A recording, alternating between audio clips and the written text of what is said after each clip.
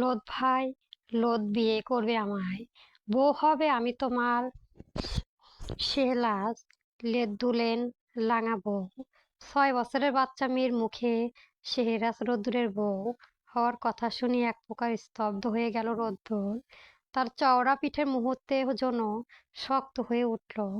ঘাড় বাঁকিয়ে পেছনে তাকাতেই দেখলো একজোড়া ডাগর ডাগর চোখ মেলে পরক প্রত্যাশায় তার দিকে তাকিয়ে আছে অর্থই। ওর ঠোঁটের কোণে লেগে আছে এক অদ্ভুত নিষ্পাপ মায়াবী হাসি। রোদ্রুর আর নিজের ভেতরে হাসিটুকুকে চেপে রাখতে পারল না। সে ধীরে পায়ে এগিয়ে এসে নিচু হয়ে এক ঝটকায় থেকে নিজের কোলে তুলে নিল। ছোট মেয়েটির পরনে লাল টুকটুকে শাড়ি, বাকি অংশটুকু মেঝেতে গড়াগড়ি খাচ্ছে। সেই সময় রোদ্দুর অর্থকে কোলে নিতেই সেই অচল তার হাত লেপটে গেল। অর্থেই রোদ্দুরে কোলে উঠে মুহূর্তে তার গলা জড়িয়ে ধরল। রোদ্রু পরম আদরে মেয়েটার তুলতুলে মিষ্টি রাঙা দুগালে দুটো চুমু খেলো। তারপর মেয়েটির কপালে লেপ্টে থাকা এলোমেলো চুলগুলো ঠিক করে দিতে দিতে মৃদু স্বরে আওড়ালো, বউ হবি আমার। অর্থেই একদম পাকা বুড়ি মতো জোর করে দিয়ে মাথা নাড়ালো। গাল দুটো লজ্জায় আরো লাল করে আবার উত্তর দিল, হুঁ আমি তোমার বউ হব, আমার লোদ ভাইয়ের বউ। কথাটা শুনে এবার আর মৃদু হাসিতে কাজ হলো না। রৌদ্র শব্দ করে হো হো করে হেসে উঠল। রুমের নিস্তব্ধতা ভেঙে সেই হাসি শব্দ ছড়িয়ে পড়ল চারদিকে। এইটুকু একটা বাচ্চা মেয়ে যে এখনো ঠিকঠাক করে দুনিয়ায় দেখলো না, সে কিনা তার বউ হওয়ার জন্য পাগল। সবচেয়ে মজার ব্যাপার হলো মেয়েটা তার নামটাই ঠিক মতো উচ্চারণ করতে পারে না। রৌদ্র হয়ে যায় লোদ, আর শেহরাজ হয়ে যায় শেহলাজ। রৌদ্র ঠোঁটের কোণে দুষ্টুমির হাসি ফুটিয়ে অর্থকে একটু খেপানোর জন্য বলল, তোকে বউ বানিয়ে আমার লাভ কি? তাছাড়া তুই আমার নামটাই ঠিকঠাক ভাবে বলতে পারলি না, পারিস না এমন তোতলার মেয়েকে যদি আমি বউ বানাই, তাহলে লোকে কি বলবে শুনি? সবাই বলবে শেহরাজ রৌদ্রকে ওয়াইফ তোতলার। ইস, ভাবতেও কি বাজে শোনাচ্ছে। কথাটা শোনা মাত্রই অর্থের মেয়ে চঞ্চল মুখটা মেঘলায় আকাশের মতো কালো হয়ে গেল। ঠোঁট দুটো উল্টো অভিমানী চোখে সে রৌদ্রের দিকে তাকালো। মুহূর্তে তার মুখে একদম অপর্থ হয়ে চটজলদি অভিমান দেখে রৌদ্রুর বুকে যেন এক পশলা ভালো লাগা বয়ে গেল। সে আর দেরি না করে নিজের নাকের ডগার অর্থের ছোট নাকে ডগা ঘষে দিল রৌদ্রের নাকে। স্পর্শে অর্থের সুরুচি লাগলো, আর মুহূর্তে অভিমানী মেয়ে কেটে গিয়ে সেখানে খিলখিল করে হেসে উঠল। কিন্তু সেই হাসির বেশি কাটাতে আবার কপালে সূক্ষ্ম জেদ ধরে প্রতিদ্বন্দ্বিত করলো। লোদ ভাই বলে না বিয়ে করবে আমায়, তোমার বউ বানালে অর্থে চোখে সেই নিষ্পাপ আকুতি আর ভালোবাসার তীর দাবি দেখে রৌদ্রুর ভেতরে সমস্ত চাপলতা কপুরের মতো উড়ে গেল। তার চোখে দুটোতে নেমে এলো এক এক অদ্ভুত গভীর আর সশস্ত্র মায়া। সে অর্থ আরো শক্ত করে নিজের বুকের সাথে জড়িয়ে ধরল। ওর চোখের দিকে তাকিয়ে প্রতিটি কোণে মিশিয়ে ধীরে সাষ্টে ভাব করলো, হুঁ তোকে বউ বানানো আমার। হুঁ, এই রৌদ্রুর রাঙার বউ। এই বুকে বা পাশের স্পন্দনটা একমাত্র মালিকানা শুধু তুই। এই রাজ্যহীন রাজা, পুরো রাজত্ব জুড়েই শুধু তোর রাজত্ব চলবে। রৌদ্রের কথাগুলো ভাগ্যবতী বোঝার বয়স হয়তো অর্থের এখনো হয়নি, কিন্তু তার চওড়া বুকে মাথা রাখতে অর্থই এক পরম শান্তি খুঁজে পাচ্ছে। সেই পরিবর্তন নির্ভাম রৌদ্রের বুকে মুখ, আর রোদ্দুর বহুদূরে এক উজ্জ্বল ভবিষ্যতের স্বপ্ন বুনে চলল এক ছোট রানীর চোখে চোখ রেখে। কেটে গিয়েছে দীর্ঘ 13টি বছর। শেহরাজ রৌদ্রের সেই ছোট্ট তোতলা মেয়েটি আজ 18 পেরিয়ে 19-এ দোরগোড়ে পা রেখেছে। সেই অবুঝ বোকা মেয়েটার মাঝে এখন অমূল্য পরিবর্তন। সে এখন মওলানা ভাসানী বিজ্ঞান প্রযুক্তি বিশ্ববিদ্যালয়ে অনার্স প্রথম বর্ষের ছাত্রী। অন্যদিকে রৌদ্রও একই বিশ্ববিদ্যালয়ে পিএইচডিসি রিসার্জন হিসাবে প্রথম বর্ষের অধ্যয়নরত। আজ অর্থে এই বিশ্ববিদ্যালয় জীবনের প্রথম দিন। সিঁড়ি বেয়ে ধীরে পায়ে নিচে নেমে আসছে অর্থই। পরনে শালি মার্জিত পোশাক, মুখে হালকা সাজের ছোঁয়া। নিচে দাঁড়িয়ে থাকা রোদ্দুর অপলক দৃষ্টিতে তাকিয়ে আছে ওর দিকে। একসময় ওড়না পেঁচিয়ে শাড়ি বানিয়ে ঘুরে বেড়ানো সেই বাচ্চা মেয়েটি আজ কত বড় হয়ে গেছে। এখন সে ভালোবাসার গভীরতা বোঝে, রোদ্দুরের চোখের ভাষা বোঝে। অর্থই ধীরে ধীরে রোদ্দুরের একদম সামনে এসে দাঁড়ালো। ঠোঁটের কোণে এক চিলেতে মুচকি হাসি ফুটিয়ে দুষ্টুমি ভরা গলায় প্রশ্ন ছুটে দিল, রোদ ভাই, অমন করে তাকিয়ে আছো কেন? বিয়ে করবে আমায়?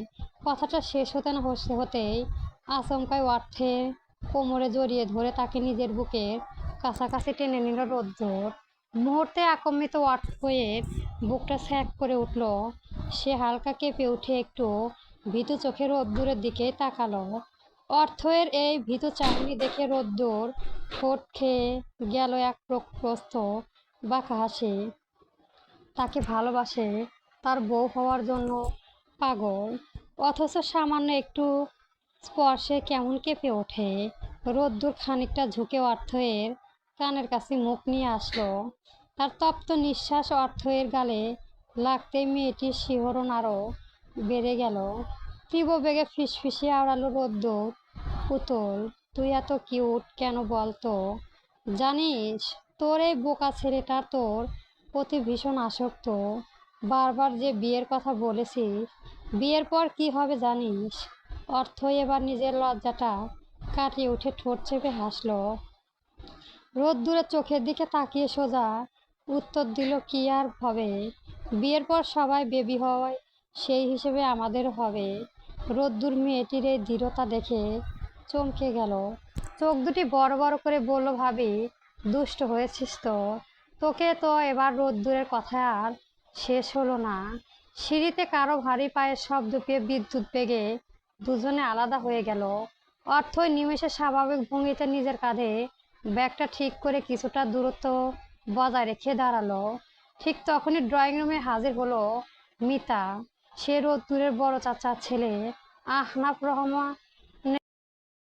ততক্ষণে পরিবারের অন্য সব সদস্য ড্রয়িং রুমে উপস্থিত হতে শুরু করেছে। মিতা সবার সামনে অর্থকে অত্যন্ত ব্যঙ্গ কণ্ঠে বলে উঠল, কিরে অর্থ, এমন সংসেজে কোথায় যাচ্ছিস? নিশ্চয় ভার্সিটি। তা ভার্সিটিতে কি পড়াশোনা করতে যাচ্ছিস নাকি ছেলেদের সাথে টাইম পাস করতে? মিতার এমন কটু প্রশ্নে রোদ্দুরের মেজাজে মুহূর্তে চড়ে গেল। তার এই মিতা ভাবি শুরু থেকে অর্থকে দু চোখে দেখতে পারে না। কথায় কথায় খোঁচা দেওয়া আর অপমান করা যে তার নিত্যদিনের অভ্যাস। অর্থ অবশ্য এসবে তেমন একটা কান দিল না। এসব কটু কথা শুনতে শুনতে সে অভ্যস্ত। মায়ের মৃত্যুর পর তার বাবা যখন লন্ডনে পাড়ি জমান, তখন তাকে তার মামার কাছে অর্থ এই বাড়ি রেখে যান।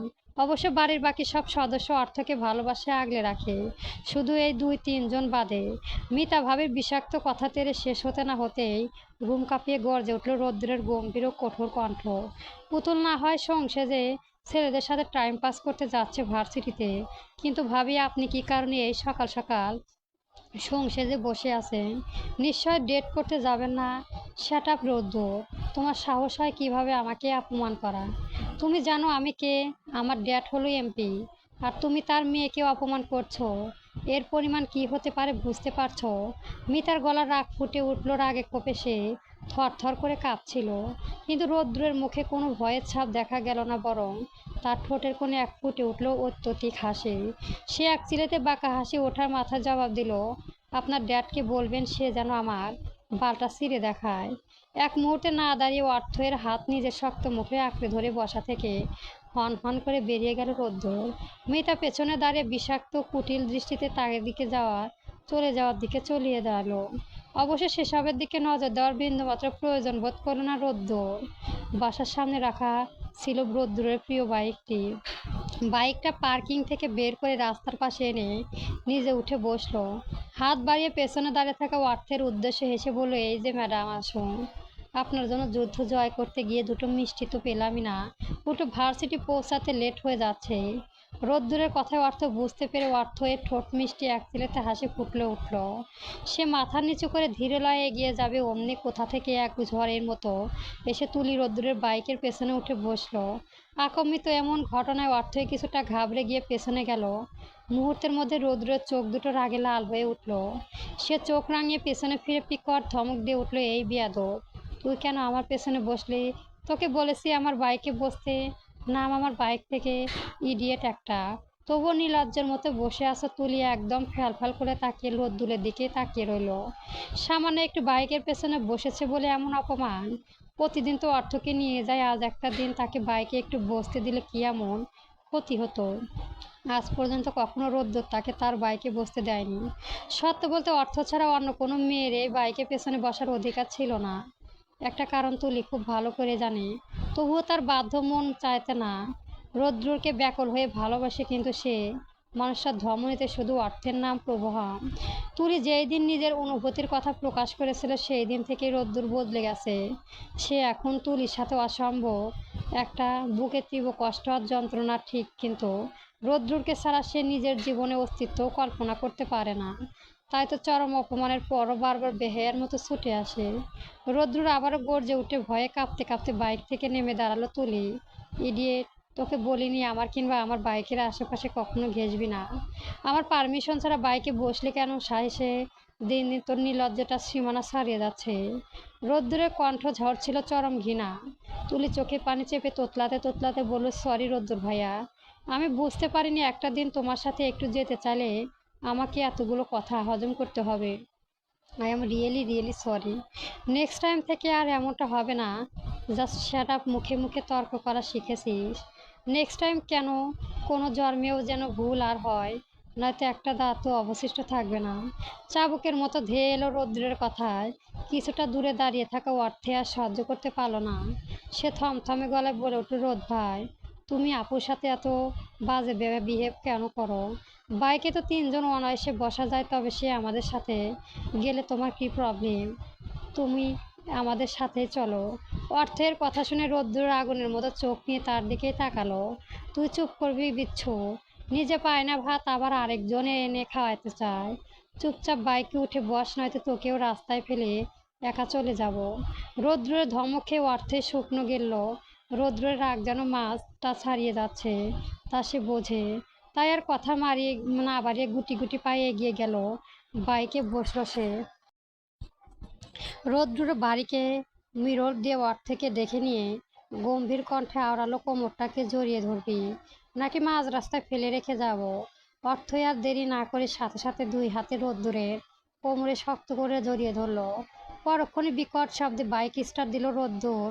হাওয়ায় ডান মেলে বাইক এগিয়ে চলো ভার্সিটির পথে। অর্থই পরম আবেশে রোদ্দুরের চওড়া পিঠে নিজেকে নিজের মাথায় সম্পন্ন করলো। বাতাস কাটিয়ে যাওয়ার মাঝে কোমল কণ্ঠে প্রশ্ন ছুড়ে দিল অর্থই, রোদ ভাই, তুমি সবসময় তুলি আপুকে এমনভাবে বকো কেন? তুমি বোঝো না তোমার এই আচরণে আপু কতটা হার্ট পায়? রোদ্রুর এক গভীর দীর্ঘশ্বাস পেল। বাইকের গতি বাড়িয়ে দিল কিছুটা। অর্থইকে সে কিভাবে বোঝাবে ওই মেয়েটার সাথে প্রতিদিন এভাবে নির্মাণ না হলে ও মনে গহীনে রোদ্দুরকে পাওয়ার আশাটা কোনোদিনও মরবে না। ওর মনে ভালোবাসা বিষ বিস্তৃত আরও ডালপালা মেলাবে। আর রৌদ্র তা কোনোদিনও হতে দিবে না, কারণ তার এই বুকে শুধু অর্থের অধিকার। যে শুধু অর্থকে চায়, শুধু অর্থকেই। মাইপ খাওয়া হচ্ছে জেগেছে তো। তোর রোদ ভাই কিন্তু এতটাও ভালো না যতটা ভালো ভাবিস। চুপচাপ আমাকে ফিল কর। এর থেকে বেশি কিছু ভাবতে গেলে হিতে বিপরীত হবে ঘটি। রৌদ্রের হুঙ্কার আর ধমক শুনে অর্থের কথা বাড়ালো না। রৌদ্রের রাগলে কি করতে পারে তা জানা নেই।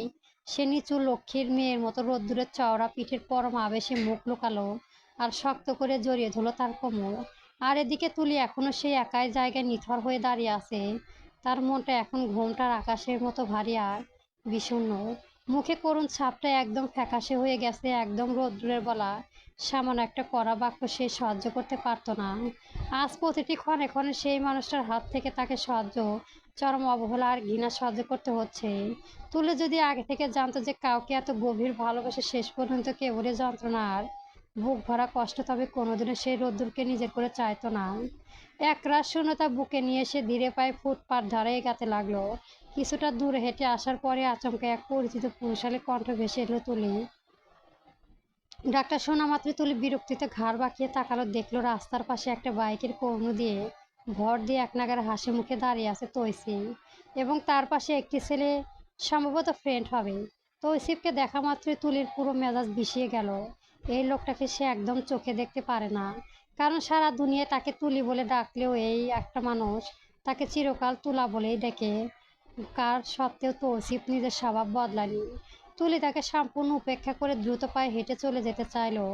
তা দেখে তৌসিফ আর বাইকে বসলো না থেকে ঝটপট নেমে ওর পাশে এসে দাঁড়ালো। তুলির পাশাপাশি হাঁটতে হাঁটতে উত্থুপ গলায় বলল, তুলা, তুই বাঁকলি কেন? তাকা তাকা আমার দিকে। ইস, রাগলে যে কিউট লাগে আমার তুলার। সরি সরি বাঘিনী তুলা, কে দেখতে?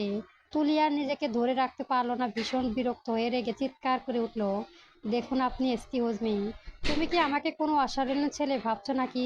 বিয়ের আগেই এসব দেখা দেখি মাঝে, কিন্তু আমি একদমই নেই বউ। যদি দেখতে ইচ্ছে হয় তাহলে গল্পটি কেমন হয়েছে অবশ্যই জানাবেন। গল্প দিল আওয়ারা। নেক্সট পার্ট পাওয়ার জন্য আমার চ্যানেলটি অবশ্যই সাবস্ক্রাইব করে রাখবেন বন্ধুরা। ধন্যবাদ।